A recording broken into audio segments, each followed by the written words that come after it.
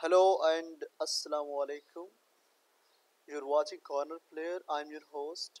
Today we will discuss about civil military relationships in Pakistan. Civil military relationship किसी भी country के जो political landscape है उसको शेप करती हैं और इसी चीज़ को हम देखते हैं पाकिस्तान के कंटेक्स्ट में। पाकिस्तान के केस में ये रिलेशनशिप कोई ख़ास मजबूत नहीं रहे हैं। अगर हम तारीख़ की तरफ जाएं तो तारीख़ हमें बताता है कि 1947 में एक मुल्क है आज़ाद हुआ है, बिल्कुल नया मुल्क है। तो आज़ादी के फ़ौरन बाद बहुत सारे चैलेंजेस का सामना करना पड़ता है इस मुल्क को, और वहाँ इन चैलेंजेस के साथ साथ सबसे बड़ी चैलेंज ये होती है कि जो पावर स्ट्रगल है वो पॉलिटिकल लीडरशिप और मिलिट्री इस्टेब्लिशमेंट के दरमियान शुरू हो जाती है। लियाकत अली खान पाकिस्तान के पहले प्राइम मिनिस्टर होते हैं, उन्हें भी रेजिस्टेंस का सामना करना पड़ता है और बाद में 1951 में उनकी असैसिनेशन अटेम्प्ट में उनको असैसिनेट कर दिया जाता है।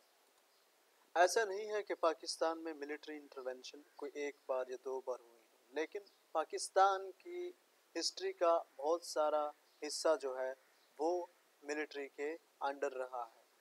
पाकिस्तान में जनरल अयूब खान आते हैं, 1958 में मार्शल लॉ लगाते हैं और ये मार्शल लॉ 1969 तक चलता है। जनरल याहिया खान भी अयूब खान के बाद आते हैं। फिर जनरल ज़ियाउल हक का दौर शुरू होता है 1977 से 88 तक। फिर जनरल परवेज़ मुशर्रफ साहब आते हैं 1999 से 2008 तक, वो रहते हैं। ये मिलिट्री इंटरवेंशन पॉलिटिकल इंस्टेबिलिटी की वजह बनते हैं और जो सिविल मिलिट्री रिलेशनशिप है वो भी इन्हीं इंटरवेंशन की वजह से कोई उनमें ख़ास कोई स्टेबिलिटी नहीं देखी गई अभी तक। Role of military in governance. अब गवर्नेंस, पाकिस्तान को गवर्न तो क्या मिलिट्री ने, जनरल अयूब खान, याहिया खान, ज़ियाउल हक, उसके बाद मुशर्रफ साहब। तो डिसीजन मेकिंग में इनका बहुत बड़ा किरदार रहा है, असर और रसूख रहा है। डिसीजन मेकिंग में भी ख़ास तौर पर जो नेशनल सिक्योरिटी और जो फॉरेन पॉलिसी है वहाँ पे वो समझते हैं कि पाकिस्तान को स्टेबल मिलिट्री ने रखा हुआ है और पाकिस्तान की जो नेशनल इंटरेस्ट है उनको प्रोटेक्ट मिलिट्री करती है। इन चीज़ों की बेस पे वो अपने पॉलिटिकल जो अफेयर में इंटरवेंशन है वो उसको जस्टिफाई करते हैं। Now we can try to understand the key dynamics. The first key dynamic is power imbalance. Military traditionally enjoyed a significant influence and control over key institutions and resources in Pakistan. Pakistan में कुछ इदारों पे military का control रहा है, उसमें defence तो उनका अपना इदारा है, फॉरेन अफेयर्स और इंटरनल सिक्योरिटी, इन दोनों इदारों पे भी मिलिट्री का कंट्रोल और इन्फ्लुएंस रहा है। और अब देखें ये ख़ास तौर पे क्या है, सिविलियन अथॉरिटी के अंडर आते हैं, लेकिन यहाँ पे इन्फ्लुएंस मिलिट्री का रहा है जिससे पावर इम्बैलेंस हुआ। ये पावर होना चाहिए था सिविलियन अथॉरिटी के पास, लेकिन यहाँ पे मिलिट्री भी इंटरवेन करती रही है जिससे एक पावर इम्बैलेंस ने जन्म लिया। Second dynamics is national security concern. Pakistan को कुछ सिक्योरिटी थ्रेट्स हैं। पाकिस्तान एक लंबा बॉर्डर रखता है इंडिया के साथ। इंडिया पाकिस्तान के फेवर में नहीं है क्योंकि उसके साथ पाकिस्तान का जो इशू है वो कश्मीर इशू अभी तक चल रहा है, इंडिपेंडेंस से लेकर आज तक, जिसके ऊपर 3 बड़ी जंगें हो चुकी हैं। War of 1947-48, war of 1965 and war of 1971। 71 के वार में तो इस दो विंग्स थे पाकिस्तान के, ईस्ट और वेस्ट विंग, उनमें ईस्ट सेपरेट होकर बांग्लादेश बन गया। तो यहाँ पे भी मिलिट्री जस्टिफाई करता है, वो अपने आप को गार्डियन कहता है नेशनल सिक्योरिटी एंड स्टेबिलिटी का, इसलिए वो कहता है कि पाकिस्तान की जो इशू है, मिलिटेंट ग्रुप्स हैं पाकिस्तान में, पाकिस्तान को इन चीज़ों से सिर्फ और सिर्फ ही मिलिट्री ही बचा सकती है। डिफेंस जितना मजबूत होगा पाकिस्तान का, जितनी तगड़ी आर्मी होगी, उतना तगड़ा पाकिस्तान का डिफेंस होगा और पाकिस्तान दुनिया के नक्शे पर कायम और दायम रहेगा, इंशाल्लाह हमेशा रहेगा। Third dynamic is political leaderships reliance on the military.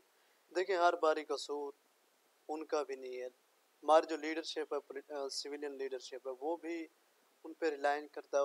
उनकी सपोर्ट चाहिए होती है हर हाल में, स्टेबिलिटी भी चाहिए होती है कि इस्टेब्लिशमेंट जो है ना, मिलिट्री है ना, उनका सपोर्ट गवर्नमेंट के साथ रहे, लीडरशिप के साथ रहे, डोमेस्टिक चैलेंजेस में, लॉ एंड ऑर्डर को मेंटेन करने में। तो जब आप domestic challenge, law and order, छोटी छोटी चीज़ों के लिए लॉ एंड ऑर्डर को मिलिट्री को बुला रहे हैं, तो इसका मतलब आपका रेट कहाँ गया? मिलिट्री तो डिफेंस के लिए है ना, आप इंटरनल अफेयर को खुद मेंटेन करें, डोमेस्टिक चैलेंजेस हैं उनसे खुद निपटें, आपके पास और भी बहुत सारी फोर्सेस हैं, इदारे हैं, उनको यूज़ करें। जब आप ये सिविलियन गवर्नमेंट ये चीज़ें करती है, लॉ एंड ऑर्डर को मेंटेन रखने के लिए, डोमेस्टिक चैलेंजेस के लिए सपोर्ट हासिल करती है मिलिट्री की, तो इससे क्या होगा, मिलिट्री का इन्फ्लुएंस जो है वो पॉलिटिकल स्फेयर में बढ़ेगा। और ये हाँ ऐसे ही है जैसे कोई दावत दी जा रही हो किसी चीज़ को, हालांकि ये टोटली सिविलियन इश्यूज हैं, इन्हीं को खुद सॉल्व कर सकते हैं सिविलियन गवर्नमेंट। अगर ये जो अपोजिशन पार्टीज होती हैं, गवर्नमेंट होती है, इनमें अगर इत्तेफाक राय हो कि डोमेस्टिक चैलेंजेस को हमने सॉल्व करना है, इन इश्यूज़ को हमने रिजॉल्व करना है, तो वो खुद कर सकती हैं without the intervention, without the support of military. अब हम देखते हैं कुछ चैलेंजेस। उसमें सबसे पहला चैलेंज है डेमोक्रेटिक कंसोलिडेशन, इस्तेहकाम, सियासी इस्तेहकाम। जहाँ पे ताल्लुकात ही अच्छे नहीं हैं, ताल्लुकात में शुरू से लेके अब तक कोई ख़ास डेवलपमेंट नज़र नहीं आ रही, इंटरवेंशन से इंटरवेंशन हैं, तो वहाँ पे ये जो कंसोलिडेशन है, इस्तेहकाम की बातें हैं, वो ये बिल्कुल एक चैलेंज बन जाती है। अब कई बार सिविलियन रूल को डिसरप्ट किया गया, डिसरप्शन की गई उसमें, जिससे क्या हुआ, डेमोक्रेटिक नॉर्म्स आपके कमज़ोर पड़ गए, आपके इदारे कमज़ोर पड़ गए, एक ट्रस्ट जो था पॉलिटिकल सिस्टम के ऊपर, जो उस कंट्री में रहने वाले लोगों का, वो ट्रस्ट भी ब्रेक हुआ है, क्योंकि अब वो पॉलिटिकल सिस्टम पे ट्रस्ट करने की बजाय वो इदारों पे ट्रस्ट करने लग गए। इससे एक डेमोक्रेटिक कंसोलिडेशन चैलेंज के तौर पे बन गए। ये एक चैलेंज है, इस्तेहकाम लेके आनी है, तो इन रिलेशनशिप को बेहतर करना पड़ेगा। Lack of civilian control, civilian control की कमी है, लैक है। तो मिलिट्री जो एक्सटेंसिव रोल है डिसीजन मेकिंग में, पहले से भी रहा है, शुरू से रहा है, तो डिसीजन मेकिंग एक्सटर्नल अफेयर्स हो, इंटरनल अफेयर्स हो, डोमेस्टिक चैलेंजेस में जो हमारे गवर्नमेंट होती है वो सपोर्ट हासिल कर लेती है मिलिट्री की, तो वो इस तरह से फिर क्या होगा कि मिलिट्री का जो इंटरेस्ट स्फेयर है वो बढ़ेगा, वो सिविलियन इंस्टीट्यूशन, जो सिविलियन इदारे हैं, वहाँ पे अपना इंटरेस्ट शो करने लगते हैं, कि जिससे एक सिविलियन कंट्रोल नज़र नहीं आती फिर हमें किसी चीज़ के ऊपर। डेमोक्रेटिक कंट्री में सिविलियन ही कंट्रोल करते रहते हैं इदारों को। इंटरफेरेंस इन political affairs, political decision making में मिलिट्री की इन्वॉल्वमेंट की वजह से पॉलिटिकल स्पेस में जो सिविलियन लीडर्स हैं वो रिस्ट्रिक्ट हुए, अपोजिशन पार्टीज में भी। देखिए जहाँ पे एक चीज़ चुन ली जाती है, तो वहाँ उसके मुकाबले में एक मेरिट पे बंदा आ रहा हो, तो वो मेरिट वाला बंदा कभी भी आगे नहीं आ सकेगा जिसके पास सलाहियत होगी। अब ये पॉलिटिकल डिसीजन मेकिंग से नुकसान यही होता है कि लीडरशिप फिर नहीं मिलती कौम को। लीडरशिप, क्योंकि लीडर कैसे आगे आएगा, जैसे जो डिसीजन मेकिंग, जो कंट्रोल है, पावर है, वो किसी और के पास है, वो आवाम, सिविलियन कंट्रोल है ही नहीं। तो पॉलिटिकल अफेयर में इंटरफेरेंस ये रही है, मैनिपुलेट किया गया इलेक्टोरल प्रोसेसेस को। जनरल अयूब खान के दौर में फातिमा जिन्ना के खिलाफ जो इलेक्टोरल प्रोसेस को मैनिपुलेट किया गया, डिसेंट को सप्रेस किया गया, अंडरमाइन किया गया principle of democracy and pluralism को। तो ये इंटरफेरेंस हुई है पॉलिटिकल अफेयर्स में, पॉलिटिकल डिसीजन मेकिंग में, अपोजिशन पार्टीज़ को सप्रेस करने में, प्रिंसिपल ऑफ डेमोक्रेसी को अंडरमाइन करने में, प्लूरलिज्म को अंडरमाइन करने में। अब हम बात करेंगे इम्प्लीकेशंस की। Governance and policy making, civil military tension can impact the formulation and implementation of policies. The military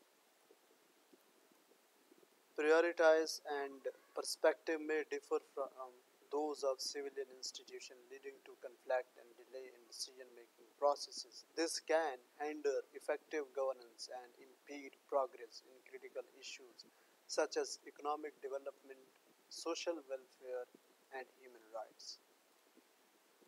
मेरे दोस्तों बात यह है कि जहाँ पे डिसीजन मेकिंग की बात हो, पॉलिसी मेकिंग की बात हो, वो अगर क्लैश आ जाए कि इस तरह पॉलिसी सिविलियन गवर्नमेंट के अपनी इम्प्लीकेशंस हैं और उसके बाद मिलिट्री गवर्नमेंट के मिलिट्री की अपनी है, तो इनमें अगर क्लैश आ जाए तो उन पॉलिसीज़ को इम्प्लीकेशन में फिर टाइम लगेगा जी, डिसीजन मेकिंग प्रोसेस डिले हो जाएगा, उसमें टाइम लगेगा, और जो प्रोग्रेस होगी क्रिटिकल इश्यूज़ में, उस प्रोग्रेस की रफ्तार भी सुस्त हो जाएगी, इकोनॉमिक डेवलपमेंट नहीं होगी, सोशल वेलफेयर के जो प्रोग्राम्स हैं वो भी रुक जाएंगे, ह्यूमन राइट्स भी वायोलेट होंगे।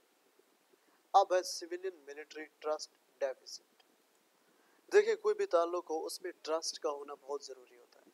अगर सिविलियन और मिलिट्री इदारों में ट्रस्ट डेफिसिट है तो इस ट्रस्ट डेफिसिट का अल्टीमेटली मतलब ये होता है कि उनमें कोऑर्डिनेशन और कोलैबोरेशन बिल्कुल भी नहीं है। एक इशू है, उनको वो डिस्कस कर रहे हैं, नेशनल चैलेंज है कोई, कोऑर्डिनेशन और कंट्रोल, कोऑर्डिनेशन एंड कोलैबोरेशन उस वक्त आएगी जब दोनों इदारों के दरमियान ट्रस्ट होगा, इत्मीनान होगा।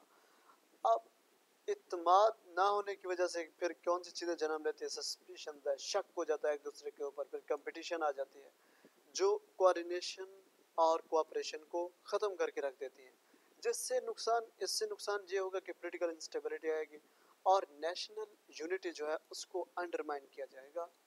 अच्छा जी, इन रिलेशनशिप के जो असरात हैं वो सिविल सोसाइटी और ह्यूमन राइट्स के ऊपर क्या पड़ते हैं।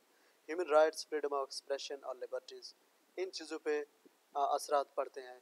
देखें, ये रिज़ल्ट फिर ऐसे निकलता है कि रिस्ट्रिक्टेड मीडिया रिस्ट्रिक्ट हो जाता है, फ्रीडम जो है वो कर्टेल होती है, लिमिटेड स्पेस होती है। अब सिविल सोसाइटी ऑर्गेनाइजेशन के लिए कोई ख़ास स्पेस नहीं होती ऐसे इन्वायरमेंट में जहाँ पे ख़राब ताल्लुकात चल रहे हों। फिर एक ओपन और इंक्लूसिव सोसाइटी की डेवलपमेंट वहाँ पे मुश्किल हो जाती है।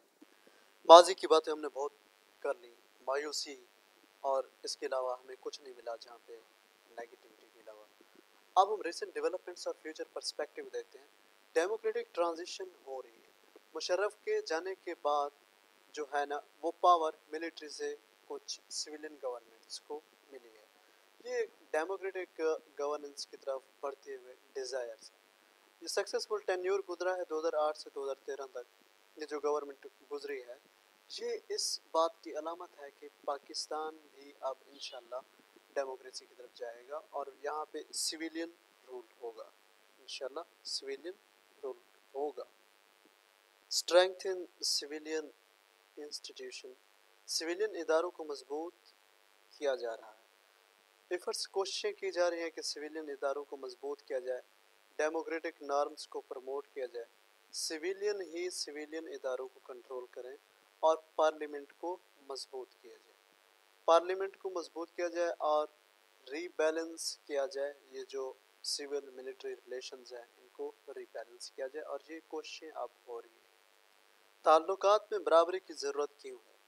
ताल्लुकात में बराबरी की ज़रूरत इसलिए है कि ताल्लुकात में बराबरी ज़ामिन है stability of Pakistan, national security की और डेमोक्रेटिक गवर्नेंस इन पाकिस्तान की। पाकिस्तान में डेमोक्रेसी को पनपने के लिए ताल्लुकात का बैलेंस होना बहुत ज़रूरी है। सिविलियन सुपरमेसी के लिए ताल्लुकात का बैलेंस होना ज़रूरी है। मिलिट्री प्रोफेशनल एक्सपर्टीज़ को रिस्पेक्ट देने के लिए ताल्लुकात का बैलेंस होना ज़रूरी है। ट्रस्ट को बिल्ड करने के लिए ताल्लुकात का बैलेंस होना ज़रूरी है। पाकिस्तान के फ्यूचर के लिए ताल्लुकात का बैलेंस होना ज़रूरी है। Conclusion. The civil-military relationship in Pakistan has been characterized by a complex interplay of power dynamics, historical context, and national security consideration, striking the right balance between civilian and military institutions remain a significant challenge for Pakistan governance and democratic consolidation. By nurturing strong civilian institutions, promoting civilian control, and fostering trust and cooperation between the two entities, Pakistan can pave the way for a more stable and democratic future in the future, inshallah.